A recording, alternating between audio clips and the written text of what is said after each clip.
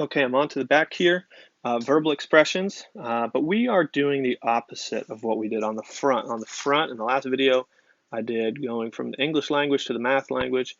Here, I'm doing the opposite. I'm given an algebra expression, and I'm taking that and I'm writing it in English. Okay.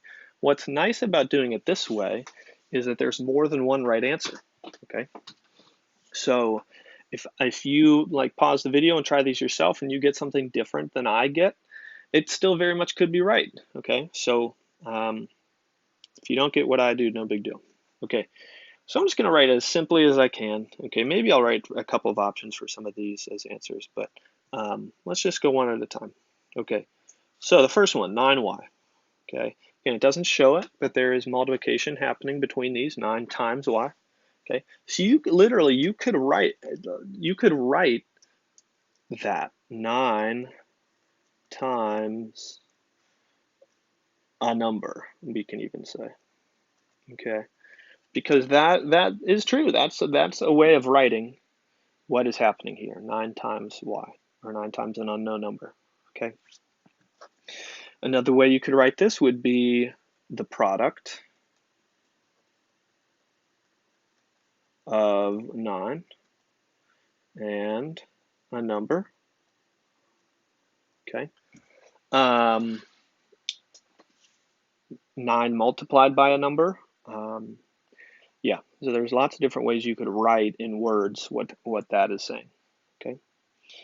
Number 2, x minus 8. Okay, so you could literally write a number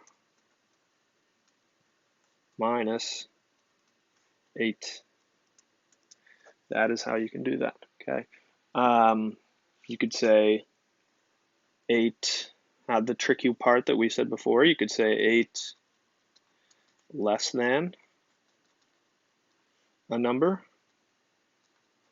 You could say the difference between a number and 8. Again, lots of options. Okay, so you don't have to put all these, right? If I in my classroom, you could have just put, if you put one of these, it would be right. Okay. Number 3, 2x minus 3. Okay, so don't forget there's multiplication here. So 2 times the number minus 3. Okay, so you could write that 2 times the number minus 3. Okay, I'll write some different ones though. Twice a number, right? Because twice means 2 times. Twice a number minus 3. You could write, okay? Or how about this? The difference between twice a number and 3. Again, I said that word and separates what you are doing when you're given these words sum or difference or product or quotient, and separates the two things that you are subtracting here. So what are you subtracting? You're subtracting 2 times the number and 3. Those are the ones that you're doing. That one minus this one. So that you can write it that way. Okay, number 4, 5k plus 12. 5k plus 12. So you could say 5 times a number minus 12. That's a way you could say that. And I apologize for my handwriting. I know it's not the best. 5k plus 12. Yikes. So that should definitely say plus 12. All right. And then, or you could say, again, the same thing, the sum of 5 times a number and 12. That works too. Okay. So just I'm giving you a couple options. Again, you could even probably think of ones that would work that I'm not writing. Okay, and that's great.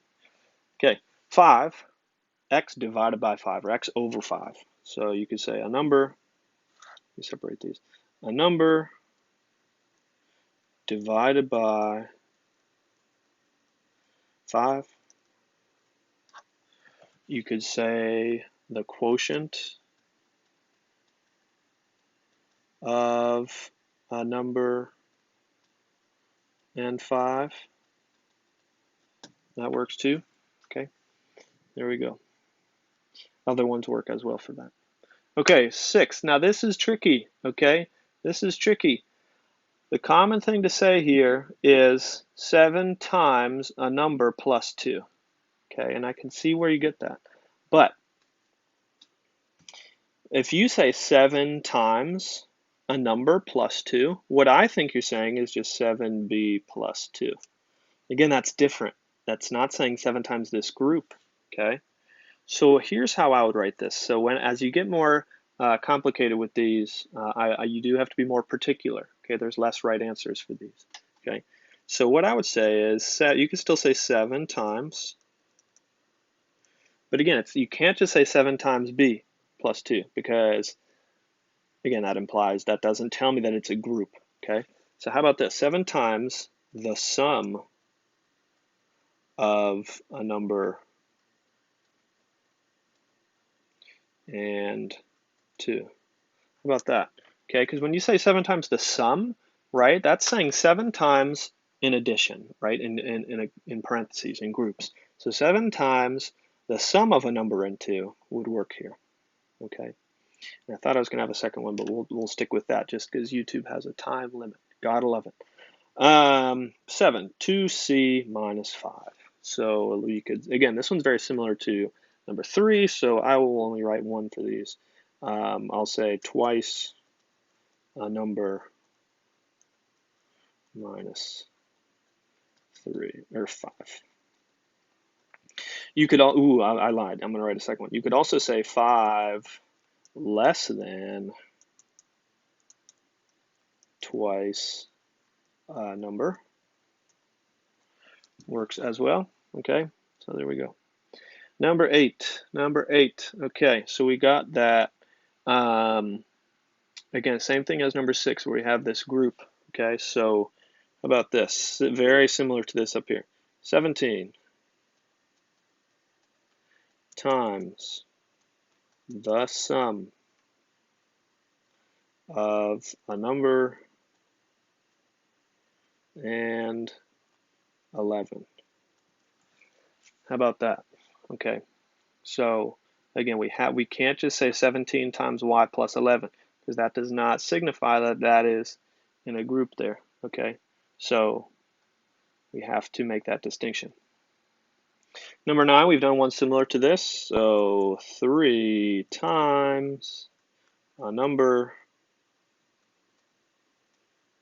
minus 8. So it's helpful to compare these. Again, compare these. I'm able to say exactly what I read here for number 9. 3 times the number minus 8. Because notice that b minus 8 is not in parentheses like this one is.